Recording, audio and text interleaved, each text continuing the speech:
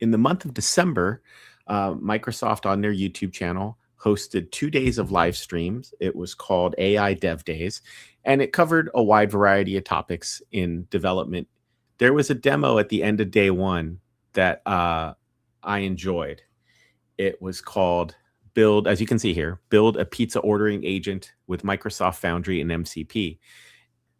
Gustavo Cordito walked through from scratch and in an hour building this agent you could converse with in a console app to order pizza from a fictional pizza chain, Contoso Pizza. Yes, here it is right here. In this video, there was a short link to instructions, and these instructions are pretty good. I mean, it did a great job building this workshop. So let me go ahead and bring those instructions up, because what this allows us to do is follow along, not necessarily have to sit here and watch the video with you all, and still go through what this sample wants us to do. And one of the first things that you do before you start with anything is there's a development environment setup.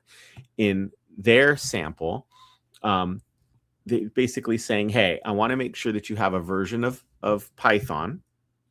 I want to make sure you have a version of Python. I want to make sure that the dependencies are installed. What we're going to find is that for us in the .NET world, at least in today's stream, and as far as we get today, these dependencies are us installing NuGet packages, adding NuGet packages to our project. Whereas in the Python world, the way Gustavo put this together, this is npm install. So we kind of have a different way we do things oftentimes in .NET. And so this required dependencies path is a little different.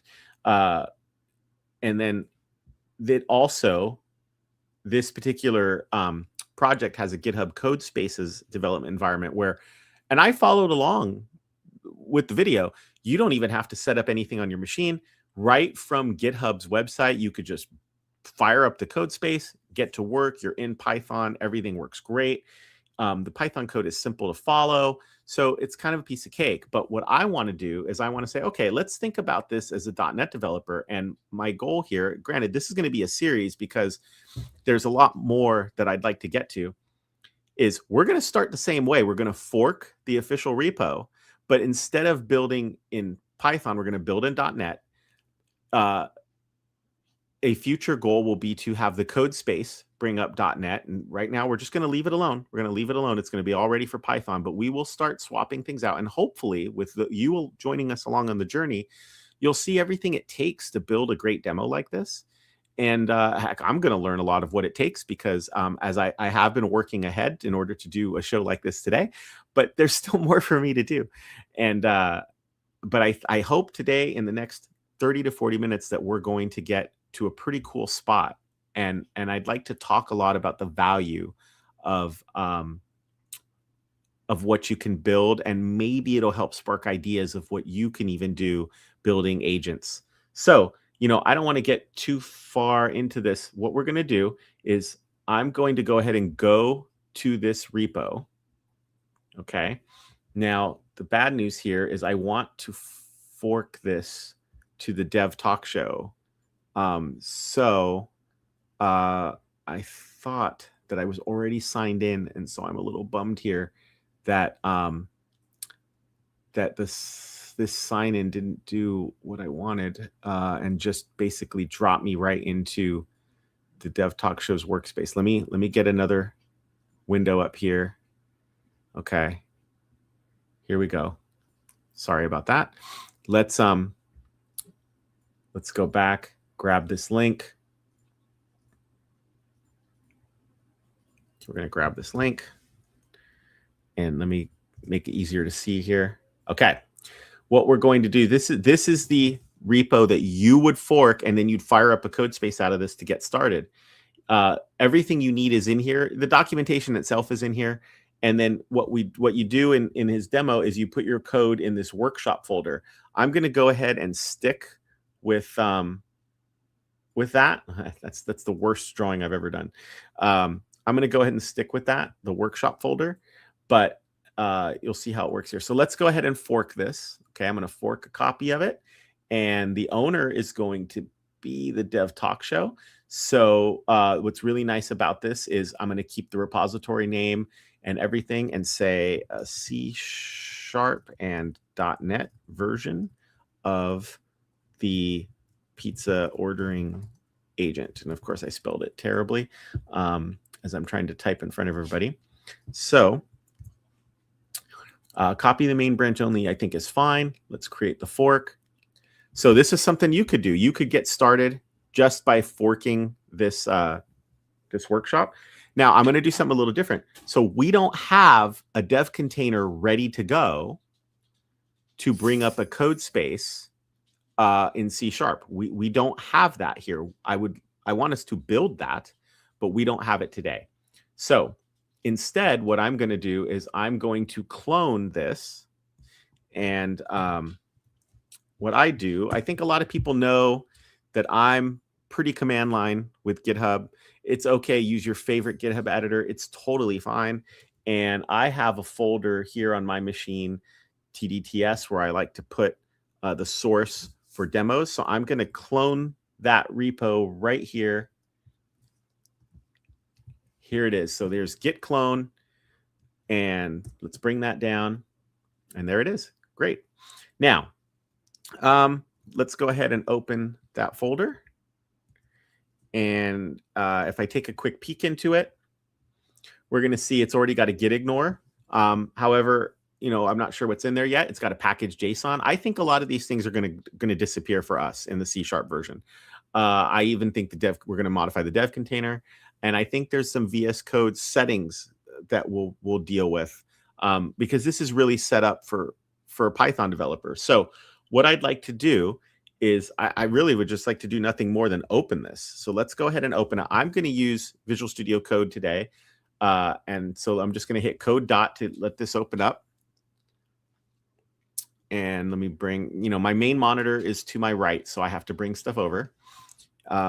It's asking me if I want to reopen in a container, and I don't, because even though we're borrowing this fork straight from Gustavo, we want to start building in C#. So let's take a look at what we got in this repo.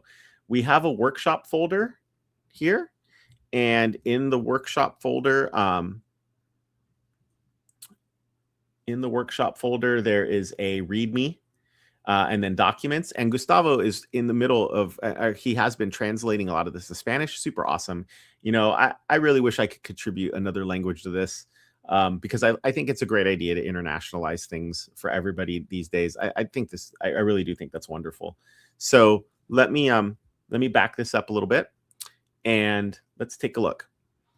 The README itself says start building here, which is true. This is what we're going to do. We're going to start building here. In the docs, he actually has, he's using some common NPM things that the NPM community I think knows to basically build this documentation out from the repo, which is awesome. I'm not sure how we'll be able to contribute to that. We'll have to think through that. And then the other thing that's in here is the actual information about the pizza chain is in here. I want to come back to this. I don't necessarily want to dwell on it right now. Let's get started with everything else. So once again, going back to his instructions, development environment, in my opinion, is set up. I already have .NET 10 installed on my machine. In this particular case, what he does is says, okay, we're going to build Python files right here, and then we're just going to run them from the command line. Let's go ahead and set up Microsoft Foundry. This is the same no matter whether you're following along in C#, .NET, anything like that, right? So he does this in the Azure portal. I don't necessarily know if it matters whether to follow the Azure portal or not. So I'm going to instead go into the Foundry portal, which is at ai.azure.com. Right? So here it is, ai.azure.com. and let's try building a new project in there. So your question, which has been my question for a little while, might be, what is Microsoft Foundry anyway? And Microsoft Foundry is it's like a portal for AI. I'm in the new Foundry. So the first thing that you need to see right now is there is a new Foundry and there is a classic Foundry. We seem to be in this transition between the two. I can take a look at the things I'm working on, the agents that I've created, the models that I've deployed, the tools that I've built, things like that. Or in the demo that's done in the he doesn't really spend a whole lot of time in the Foundry, but oh, it's gonna, okay, so I see what it's doing. It's asking me to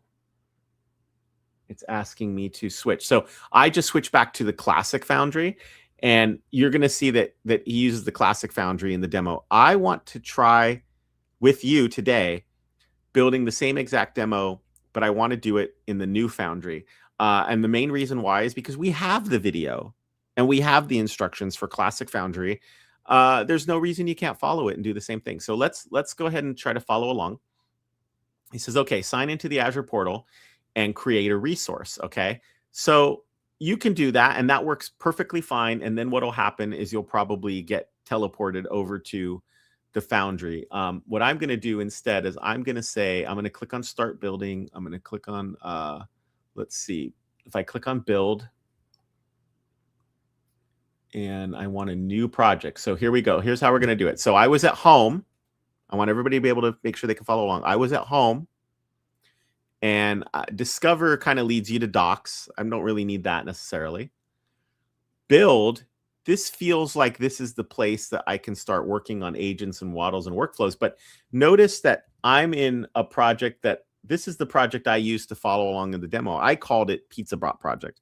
What we're going to do is I'm going to create a brand new project. So I clicked here in the upper left, and I'm picking brand new create new project. Okay.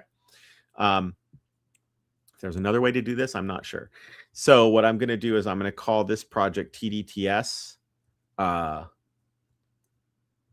Pizza Bot. And I think just so that I know it's a project, I'm going to go ahead and call it project. Now, I'm pretty sure about this, that these have to be worldwide. Sometimes I never know for sure, like what has to be universal, worldwide, unique. It's asking me, where do I want to put this stuff? Now, in his demo, he says, make sure you use West US 2. You might have already noticed I didn't, or not to use West US. You might have already noticed that I didn't. I'm going to go ahead and do that. And then it says, well, what resource group do I want to use? I want to create a new one. Very interesting. So it's sending me over to my Azure portal to create that resource. Okay, so I'm going to create a resource group here. And the main reason I want to do this is that I want to keep this separate, and I want to make it easy for me to just throw these resources away at a later time when I'm ready to, just by getting rid of the resource group. So you can see what's happening is I'm creating a resource group with a brand new name. Let's review, create. One thing I don't have yet, and if you know me, you know I like to do this, is I like to figure out how to do this all in scripts or in Bicep or on an automated fashion, so that you're not clicking around in portals. The portals are wonderful places to learn, but in the end, when you want this automated, when you want to go to production, you need this automated.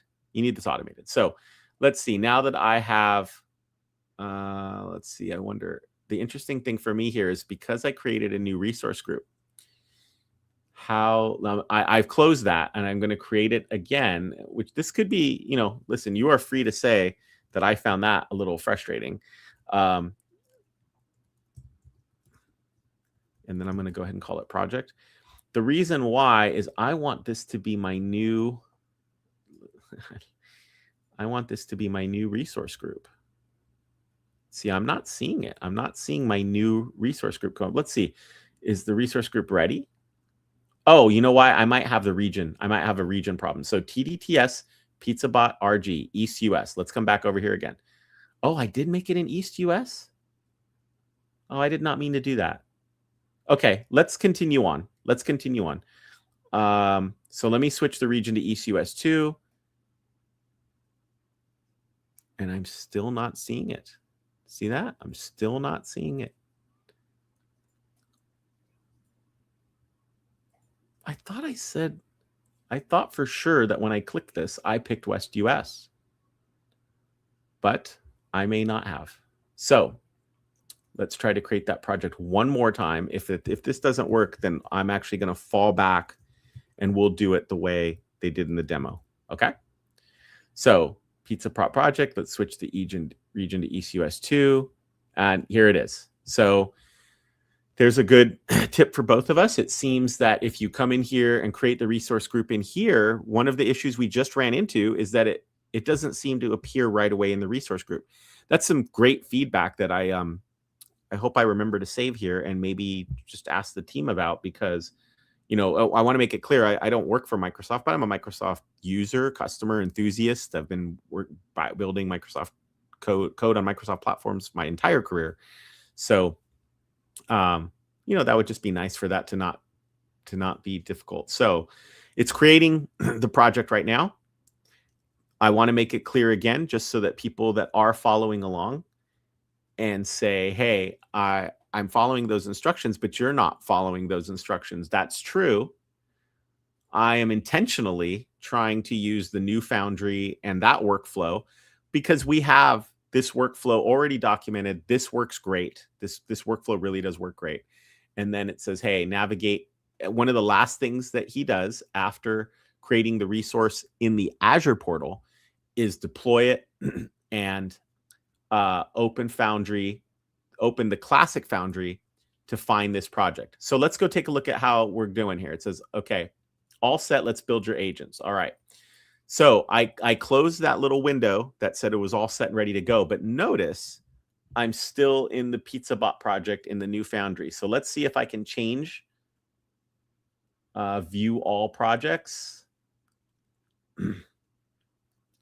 And here it is. Here it is. So it is here. TDTS PizzaBot project. My original work when I worked on this first time is a different one. So I'm going to go ahead and click on this. And now I'm sitting in the new Foundry portal. I have set the project that I am working on to this. Let's go ahead and drop back to Classic portal. Going back and forth, you get asked about feedback. I'll have to put some feedback in there for what we just discovered today. And in the Classic portal, I can also, I'm in the TDTS PizzaBot project. Here it is. And this project endpoint is going to be very important, right? This is how we're going to connect to it. We are not going to connect with an API key. We won't do that. And the main reason for that is that that's now a secret I don't have to manage. Let's see how much we can get done. I think we are going to run into some issues, but it's good. I want you to see them. I want you to see them. So the next thing it wants you to do is deploy a base model. So let's go take a look. I'm going to go to the new Foundry. Okay. It's taking a second to come up. Boy, that's taking more than a second to come up, isn't it? Let me double check that we're seeing everything live. We are. Good. Great.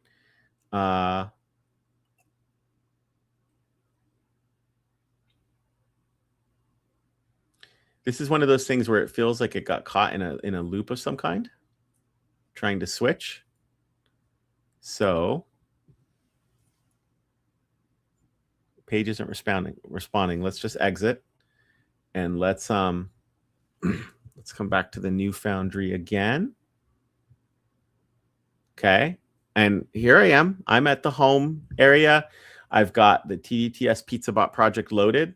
And the next thing that in Gustavo's workshop was to deploy a base model. Let's do that now here in the new Foundry. So once again, I'm at the home. Discover seems to bring you out to learn some things, and same with Docs. So I'm going to go to Build, and Build has a section called Models. and let's deploy a base model. Just like it says, we're just going to follow the instructions, but we'll find it in the new Classic Foundry. So deploy a base model. Okay, and then just a million models show up. Like just they're all over the place. So in these instructions, we are looking for GPT-4o. That's a lowercase o. So let's come back to the Foundry and find that very same one, which I may type in a second if I just don't see it. So I'm going to say GPT. And it was -40. I think this is it right here, GPT-40. So let me click on that. Let me double check that it's the correct one. Yes. All the settings were left at defaults. Confirm. We didn't change the name of it or anything, and it will make the model available to use in the project. So let's go see how that looks. Again, not touching anything, not changing any defaults. We get a bunch of information here about it. Let's go ahead and deploy. Oh, okay. So here it says deploy with custom settings or default settings. Let's do default settings. I have to wonder for a second what those default settings are. So you immediately after deploying this model, you get sent to the playground, which is exactly what happens in the instructions. And if you watch the video, when you watch the video, he just says, let's go ahead and chat with the model. Let's do that. And by typing in hello world, it says, how can I assist you today? Great. We're ready to go. Now the fun part, let's go create our very first agent. So in this next chapter of the instructions and in the video, which, I have the video here, so I don't mind maybe zooming ahead so you can kind of see. First, we can see he's following his instructions to create these resources, and then deploys the model. And then if I move ahead just a little bit, just so we can see, he's now going to be in VS Code and to copy Python code in, but we're going to write it in .NET. So to do that, let's think about the things we need. First of all, in his demo and in the way we're going to do it, we're going to use my default Azure credential as I'm logged into the Azure CLI.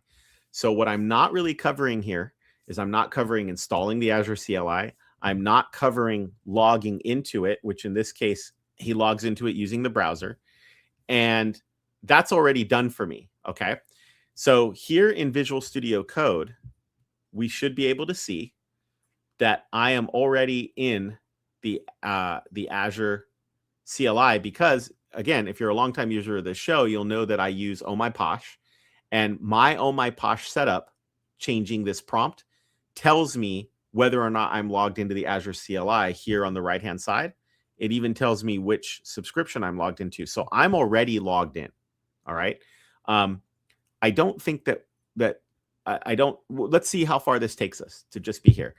The first thing that is everything is happening in the workshop folder in this particular demo. So here in Visual Studio Code, I'm going to also build in the workshop folder. I'm a .NET developer though. And while Python very often is you just type like Python and the name of your script, for the agent, I'm going to use just a console project. Okay. So that means what I am going to do, and let me make sure that I'm doing exactly what I intend to do here, is we are saying .NET new console, and my project name, I'm going to call it Pizza Agent. So let's think about what this command line does, this particular command line here. I'm in the workshop folder in this GitHub repository that I have forked and brought down to my machine. I've cloned down to my machine. I want to create a new console app, but I don't want the console app to be in the workshop folder. Go one deeper to Pizza Agent. That's the name of the project. Put it all nice and self-contained in that folder. This is something that .NET developers, I think, this is probably our natural beginning. Now, we're going to have some fun with this, and I don't think we're going to do it today, but I think in the future, we're going to see the new .NET App Run features that let us run things like a script. I have a plan to use that in this as well. So what did we end up with? We ended up with this pizza agent, and we ended up with a CS proj and a program CS that really doesn't have a whole lot going on in it. So how do we get started with an agent? Let's take a look at his code. In his code, he installs packages using pip. We're going to install .NET packages that get us these same features out of the agent framework, out of the Foundry SDK, the Azure SDK for .NET. There is an environment file that they create to load everything into environment variables. We as .NET developers often store things in app settings, so we will explore that as well. I don't know if we'll explore it today. I want to make sure that we get the basic agent going today. So let's take a look at what this script looks like. There's an import here. This is going to be very similar to us importing a NuGet package, bringing in a NuGet package, and then using statements to bring in the namespaces. That's going to be very similar. And then we start working. And let's see how similar this code is. So let's head back to the C# code. I'm not going to need any of this. I'm going to stick with top level statements, folks. So no, you're not going to see me having to type a main, create a class, a program class, or a main function. You're not going to see that. Whether you like that or not, I will leave that to you if you don't mind. But this is in program CS. So I was talking about we need to import some projects. Well, let's first start by writing the code. And then what we'll do is we'll see what we need in order to continue. First thing he does is creates an AI project client and stores it in a variable. We have it in a variable called project client, okay? In order to create the project client in Python, you're going to need the endpoint, and you need to define a credential. Let's see how that code looks for a .NET developer. Now, I might get fought a little bit by Visual Studio Code here because I don't have the project yet that supports this AI project client class in what namespace. So let's say that I want my AI project client, I'm just going to call it project client. And it is a new AI project client. That's correct. But I have some different project client. I could use that, but I'm just going to go ahead. Let's let IntelliSense help us. Oh, it can't yet because it doesn't know anything about this. All right. So time to bring in our first projects, our first NuGet packages. The namespace for this is going to be azure.ai.projects. But what do I bring in? Well, because I'm using the new Foundry, I want to bring in Azure AI projects, the pre-release. Okay. So what I'm going to do, and this is the way a .NET developer typically would do this. You might, if you're in Visual Studio, you'd go over to the Manage NuGet packages. You go to your command line and you would say .NET add package Azure AI project. So if you didn't notice, this is down at the bottom of my screen in the terminal. Okay. The only problem is I don't really want to add the package to the workshop folder. So let me come back into terminal and delete that. Let me change into the pizza agent. I want to change into the pizza agent folder. Okay. Now I want to say, let me make this so we can see it. .NET add package azure.ai.projects. And notice I'm using the pre-release. Okay. I'm using the pre-release. Let's see what pops up here. Let's go to our CS proj file, and we will see in our CS proj file that azure.ai.projects version 1.2.0 -beta 5, so this is a pre-release version, has now been included. Okay. If we go back to program CS, now I wonder if the helper is going to suggest, it is saying, let's use azure.ai.projects. That's awesome. Click it in there. We're going to start seeing squigglies go away, right? Now we know about this class. Now we even know about this constructor, okay? So let's finish filling this out here. We want a new AI project client. And that new AI project client is going to need, well, it's going to need a new URI and a new Azure Identity default Azure credential. I think what we'll do instead is we will go ahead and get rid of this. We'll put our semicolon there to close it. Now it's saying, wait a second, you didn't namespace this. And I just wondered if it would do it for me. It is. Great.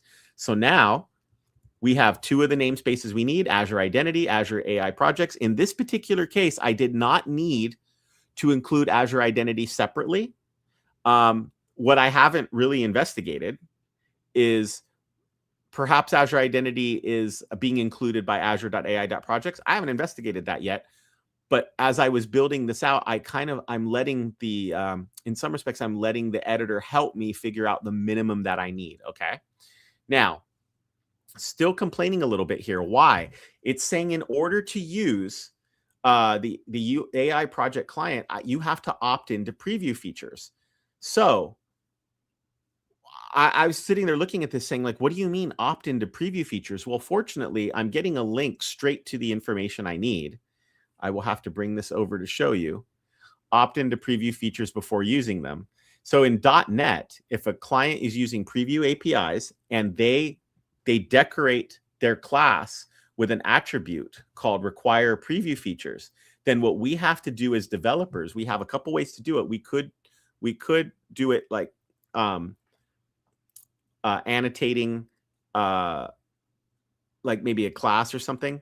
But I think what we're going to do instead is we're going to opt into the preview features for the entire project and just get it out of the way just by saying, by grabbing this bit of XML, enable preview features, head back to our pizza agent project and include it in this property group, this first property group.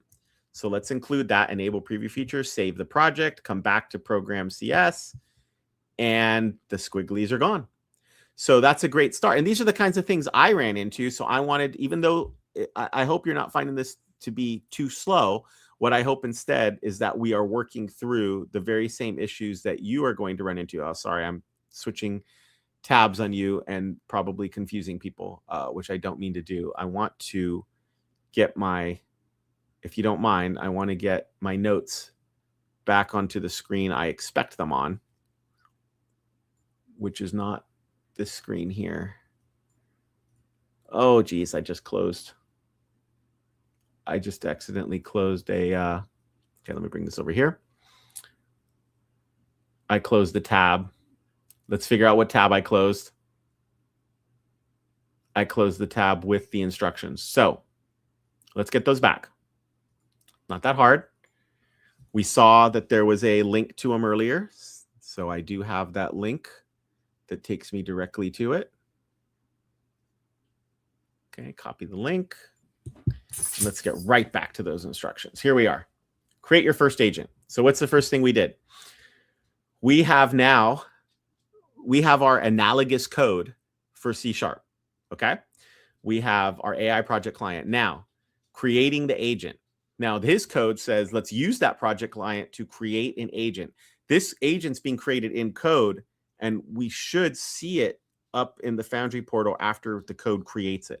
But what does that look like for a .NET developer? Let's come back to our class here.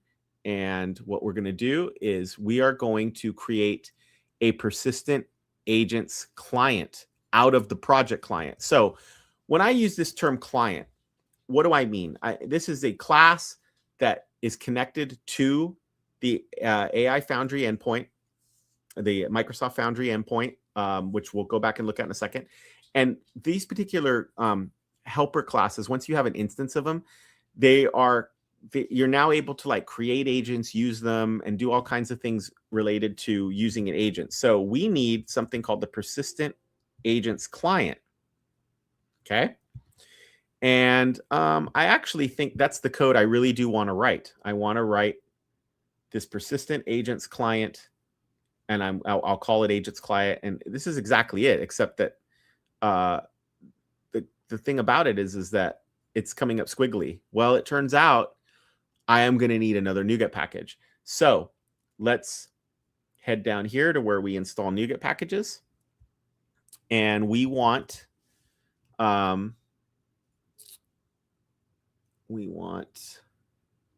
just want to make sure that I have this right. The package that we want, here we go, is called azure.ai.agents.persistent. Okay. I don't need to do pre-release on this one. I'm just going to go ahead and hit enter, or enter. And let's look back at our CS proj, and here it is. I brought down V 1.1.0, which is the same version that when I learned how to do this, I brought down as well.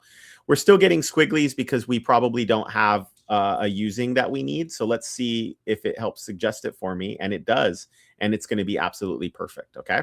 The only thing it's complaining about is it's saying, wait a second, there is no one argument version of this method. So when we got a little bit of help from GitHub Copilot, it was a little anxious. The reality is this is how that call looks. Okay. Get the persistent agents client from the project. So let's go back to the Foundry just real quick and see what does that mean? I think I closed the Foundry. That's part of what the problem was there. So let's go back to ai.azure.com. because we're going to need some information out of this. All right, we are in the PizzaBot project. I'm going to go to build inside the PizzaBot project, and there's no agents here, right? I could create an agent here in the portal, but we don't want to do that. It's not what they did in this particular app. What I need though is I need the project endpoint. So here on the new Foundry page, I am in the TDTS PizzaBot project, and it shows me a project endpoint that I can copy straight into the clipboard. I'm not going to need the API key. At least I don't want to use the API key. So let's head back. This endpoint needs to come in here. Now, the reason why I'm not going to use the API key at all is that this kind of allows me to paste this in, and it's not really as big of a deal secret as you might be concerned. Like, oh my gosh, people are going to go. First of all, I can go delete this after our talk today. And second, you can't, we don't have the rights. I don't have the rights, even as a user, to use this resource. So I expect to deal with that in just a second here. Let's continue on. Now, what we need to do now is, let's go look at the instructions in Python. That will guide us as to what to do next. We have created, to create the agent, we basically use that project client to create an agent. We give it the model and the name. Okay. So what I'm going to do, just to make this so that we're not going back and forth, is I'm going to come here and I'm going to paste this code in and back off just a touch here. Hopefully that's not too small for people watching. And this will allow us to say, okay, this is what we have to copy. All right. So we have, let's comment this code a little bit. Create the Foundry project client and create get the persistence agent client. Great. Now we're going to create an agent. Okay. So I always think it's interesting what I get suggested. We want a persistent agent. That's true. We're going to call it agent. That's great. I would like to come back to using the async versions of this. For now, I'm attempting to write code that looks similar to what Gustavo did. So we have the agents client. In the agents client, there is an object called administration that has a method in it called create agent. When we use this method, the reason and the reason I'm using it is because it should look very familiar to you. Let's see. I was even getting a nice suggestion there from Copilot, I think. So yeah, I don't really want that. That's what I want. Okay, obviously I need to get rid of this part. But yeah, this is great. It's saying, well, what model do you want to use? The model we deployed is, we didn't change the name of it. We left the settings alone. So it's GPT-40. But the name of the agent, okay, we're going to create this name right here. We are not getting an agent that already exists. We are creating an agent. So let's say pizza agent. Okay. And look, that code, no squigglies, it's all ready to go. And then I actually do kind of like this idea of when it's done, let's have the console app tell us that the agent is created. So again, we are doing this synchronously. We are not awaiting this code. When we go beyond the workshop and I want to see this running in different types of hosts, it will be very valuable for us to use the async versions of these methods. Okay. So let's continue on. What's the next thing that we have to do? Like, we don't need to run this yet. It's not valuable to run it yet. The next thing we have to do is create a thread. So it even says right here in this documentation, agents interact within threads. A thread is like a conversation container that stores all messages exchanged between the user and the agent. So let's do that, right? I'm going to start moving a little bit faster here. Don't hesitate to hit pause if you're watching this in the future. And there's going to be a GitHub repo with all of this stuff. Let's create the persistent agent thread from our SDK, right? Notice that this is all coming from the persistent AI agents persistent package. That's where this is coming from, okay? We'll have documentation for this. We'll make sure we get it into the YouTube show notes. And I believe I'm correct when I say that this is the agent framework part of the SDK. I could be wrong there. I hope not to mislead you, but I want to make sure I have documentation to all these things a little bit later. So we have created a thread. Create a thread for the agent. That's great. Now, here's what we're going to do next. We want a conversation to happen right in the console. Manage the conversation with the agent. Okay, what does that mean? Well, listen, the funny thing about it is I'd be curious how correct this is. We want now to have a way for me right in the console to talk to this agent and to get answers back. So we're going to use just plain old console commands to make this work. All right. So I know that I'm going to want to wrap this in a try block. So let me just go ahead and do that. And I am, Copilot's onto something. I definitely am going to start a loop of some kind that manages the interaction between you and the agent. Okay. So while true, that means we're good. The first thing that means is whenever you have while true, if you don't mind, Copilot, let's take a little bit of a break. I'm going to need to manage this interaction. And what we're going to do is in Gustavo's talk, in fact, let's go take a look at his code to see what he did to guide us. All right, let's do that. He puts in a try block, a while true loop where he gets user input. I want to absolutely make certain that this is being seen on everybody's screens. Yes, it is. So he gets the user input. If the user has typed exit or quit, then let's get out of here. Okay, we'll want something similar. If they haven't, let's add a message to the thread. And that's really all he needed to do, right? So at least for adding a message. So let's take a look at what that looks like. Now, here in the .NET world, we're going to just put up a little, right, just like he did, to kind of prompt you. You can go ahead and start typing. Then we will take user input until they finish typing a line into standard input stream. So the next thing that I'm going to want, I believe, is I'm going to want a way to break out of this. So if somebody has typed an exit command, then let's get out of here. And I'm going to use a little link to do that by seeing if the user input, when changed to lowercase, is contained in our exit commands. But, I haven't defined this yet. So let's come up here and let's define exit commands before we enter the loop. Okay. Here we go. Here are our exit commands.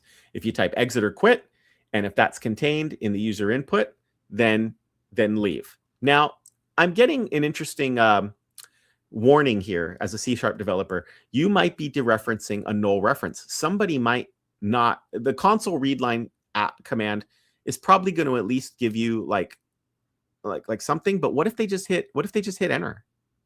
So I think it makes sense for us as a console developer in the .NET space to say, look, if they don't type anything, then let's just continue the loop. Let's just start them over, basically. We won't do anything else.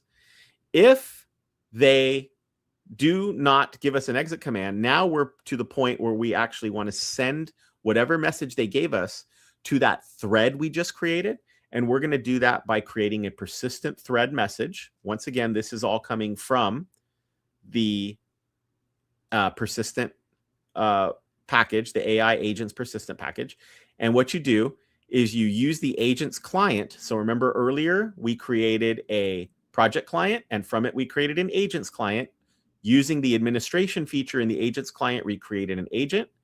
We use the agents client to create a thread. And now we are adding a message to the thread by saying, okay, agents client, create a message, add it to this thread ID. We already have the thread, so we can use its ID. The role is the entity creating the message. That's the user. This is being sent by a real user, okay? And the content of the message will just be the user input, right? Let's just take what they've given us and pass it along to the agent. Now, we need to run the agent. And I think Gustavo's code is going to show us that too. So here it is. In Gustavo's code, he adds a message to the thread, and then his next thing is he says, create and process an agent run.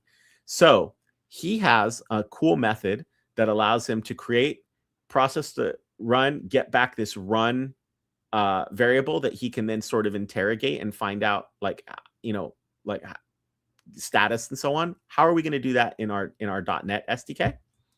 We are going to run the agent. So what does running the agent look like? We use the agent's client. We use an object on it called runs, and we say, let's create a run. Here's the agent I want you to use. Here's the thread I want you to use. So let's bring it all together. Earlier, we created an agent. Then we created a thread on it. We are now adding messages from the user to that thread, and then we're telling the agent, now go ahead and run. Go ahead and run the thread in its current state, okay? We aren't using asynchronous forms of these APIs yet, okay? We're not doing that yet. So instead, what we're going to do is we're going, let's go take a look back at Gustavo's code. In Gustavo's code, he can retrieve the messages from the thread and print the most recent response. So what that tells me is that for him, this was a synchronous action, okay? What I want to do is I want to make completely sure that the run status completed and that it's not sitting in a queued state or an in progress state. The agent run is finished. So we're going to do that with a do while loop. And I'll show you what that looks like. So our do while loop, we'll work out how to do this different ways next time. Is we're going to sleep for a second, and then we are going to get the run that we just created, right? We're going to get this run. We will check if the run status is queued or in progress, and if it is still either of those, then that tells us the agent is still running, and we're going to wait. In fact, that's really nice that it gave us that. So we'll look at other ways to do this another time. Now, once the agent has run, okay? The agent has run. Get the last message from the thread. Boy, I'll tell you what, that's exactly what I want to do. Let's go take a look at Gustavo's code. Gustavo's code is he writes some code to get the list of messages. He gets the first message out of it. And then as long as the first message really existed, because this little bit of code is making sure that the first message existed, otherwise it's returning none. So if the first message really existed, then it's really just going to print it out. That's really all it is. That's all it's doing, is it's just printing out the value of that message, okay? So how do we do that in our world? We're going to use this little bit of API here. We're going to get the messages list from agent's client, from the agent client messages object. We're going to say get messages from the thread, and we're actually going to list them in reverse order, meaning the latest message is first, okay? That by doing last message first, which I think what was invisible in Gustavo's code is that's how that list was coming back. As .NET developers, we get the choice to supply that order. We could do it ascending or descending. We want last message first. Once we've got the last message first, we can use this little bit of link to say, okay, get out message text content if it exists. The first message in the list is from the list, take the first or default if it exists, grab its content items. So messages have a content items object, but only if the contents items are of type message text content, and take the very first one. And if nothing exists there, then we'll take the default, which is null. Okay. So if it turns out to be null, oh, Copilot's absolutely right. We got to defend against that. If the first message is not null, then we're going to write it out. Okay.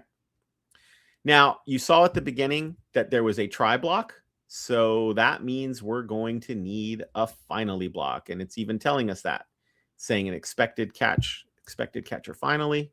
So let's get this finally block in. And the last thing that we do, and we're only doing this because we are trying to copy Gustavo's project. Maybe we're going to decide later we don't want to do this. We're going to delete the agent we just created. All right. So in the finally block, we grab that agent ID from way back when, and we say, let's delete the agent using the administration object in the agents client. And the reason why I took this string earlier is because I just wanted to basically say, hey, did this work? And if it did, if deleted success is true, we're going to tell people. Okay. So let's go take a quick peek back at his documentation, delete the agent when done. We're there. We're done with chapter 2. Create your first agent. The question is it going to work? So let's find out. How would I do this as a .NET developer sitting in Visual Studio Code? Well, I might come up here to run and debug. I haven't created a launch JSON file yet, and I think I'm going to let that go for now. We can look at sprucing this up to make it nice in our next session. So I'm going to go ahead and say run and debug. When I do that, it says select debugger up here. Well, C#'s the one I want, so I'm gonna go ahead and pick C#. Then it wants to know which project do I want, and I could have said start a project. Look, all of these are the same. All of these are the same, but I want it to be the C# pizza agent. So I'm going to click on that, and it's firing up. Okay, it's firing everything up, and we are going to run through this code. And I predict we're going to run into a problem that he actually did document, and that maybe will stump people if they didn't see it. So, oh, actually, it created the agent. It created the agent. Okay, I think I know why that is. I think I might know why that is. I think I may want to actually go remove something so you could see it. Let's go look at Gustavo's documentation. If you get an error that says the principal does not have permission to create assistants, it's because when I am running as myself, and I'm logged into Azure with a personal Microsoft account, I had to go add in fact, that's what I had to go add to my account. I had to add a permission, this permission right here. And this permission allows me to create agents. Okay, that's what that permission does. When I ran through this, I've given myself that permission. What I wasn't 100% sure is if I had to have permission project by project, or is it universal? I went through this debugging step. I had to do this, okay? I want to go ahead and skip ahead and let's see the agent work. Our code said when it created an agent, it said that it was going to show us that agent ID. We have that. It was going to show us the thread ID. We have that. Now it's waiting. It's waiting for us. And when you're in Visual Studio Code in the C# Dev Kit, you get this extraneous stuff to tell you, hey, you can enter text into the debug console, and that will be just as if you entered it into the console's process, the processes console. So we're going to do that here. What I want to do next time is I want to show you how we can have this pop out externally, which might be an experience you want. Maybe it's an experience you don't. So when I'm typing here, this is just like when I used the playground way back at the beginning of our talk today. So I'm going to say, hello, agent. How is your day? And what's happening now is it's running through this loop, and it sent the user input to the thread, it ran the agent, and it got back the list of messages. And when it got back the list of messages, it got the first one in descending order. What's kind of neat here is why don't we look at that? So I'm going to go ahead and put a breakpoint here, and we'll take a look at that in just a second. Hello, my day is going well. Thanks for asking. Is there anything I can assist you with today? Now, since today we're going to end just having only created the agent, this agent doesn't know how to do anything special. We've given it no instructions. It doesn't know anything about this fictional Contoso pizza chain. Therefore, if I ask it a kind of question that is going to be answered later by the pizza ordering agent, it shouldn't help us. Like it doesn't know what to do. It's been given no information. So, yes, I would like to learn more about the Contoso pizza chain. Do you know what Contoso usually refers to? I've gotten the agent to give me some pretty cool answers here. Let's see what we get. You know it's going to fail me because we're live. Previously, the agent has said, oh, Contoso is usually a term used by Microsoft for fake companies in their demos. And I was like, oh, that's awesome. That's awesome that I knew that. So I told you I wanted to breakpoint here. And the reason is because we have this messages list that came back. I can try to expand the results view, but it doesn't work. Okay, because this function, in order to do so, it requires the threads to run. What I can tell you is this messages list came back, and we are now using LINQ to get the latest message, which is going to be the message from the agent. And so that first message comes back. Here is its answer. Okay. And then let's go ahead. I'm going to get rid of the breakpoint, and let's go ahead and let this thing run again. Okay, certainly. Contoso is a fictional company name that Microsoft often uses in its documentation, training, and product demos. It's a placeholder name like Acme in cartoons or Company A in legal context. Since Contoso is not a real company, there's no actual Contoso pizza chain.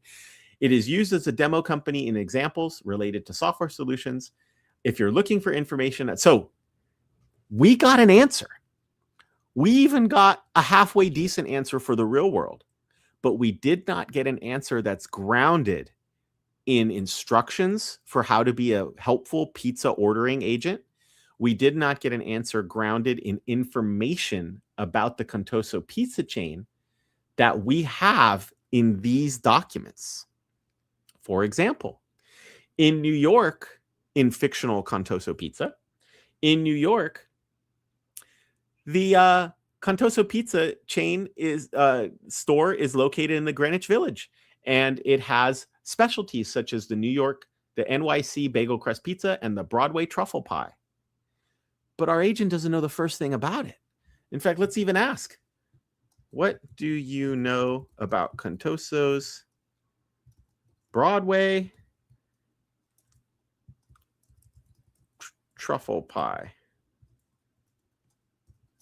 If you have no idea, just say so. I'm even going to leave that misspelling in there. And let's see what it says. Okay, since Contoso is a fictional company, the Broadway Truffle Pie isn't a real pizza. It would be part of hypothetical scenarios or examples. I actually love this answer for our demo purposes. It shows us that we haven't given the agent the information it needs to answer these questions based on this fictitious company with these documents. That's what it shows us. So today, we created our first agent. We ran the agent. I did not have to go through this debugging step. If you do, you may have to look at this. And I'll run through it the next time we get to meet. But I think everybody here should absolutely try running through this demo. Go watch the video that's here in our chat, or down below in the YouTube video description. That here we are at github.com, the Dev Talk Show. The AgentCon Pizza Workshop repo has a C# version branch with the work we just did live. That is all pushed up. Thank you very much. If you're watching in the future, I appreciate it. If you have any questions, leave them in the comments. If you like this kind of content, please hit a like so that we know.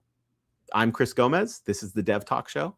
And next time we will continue with these instructions to start adding instructions and knowledge so that we can order pizza, fictional pizzas from the Cantozzo pizza chain. And we'll do that all next time on the Dev Talk Show.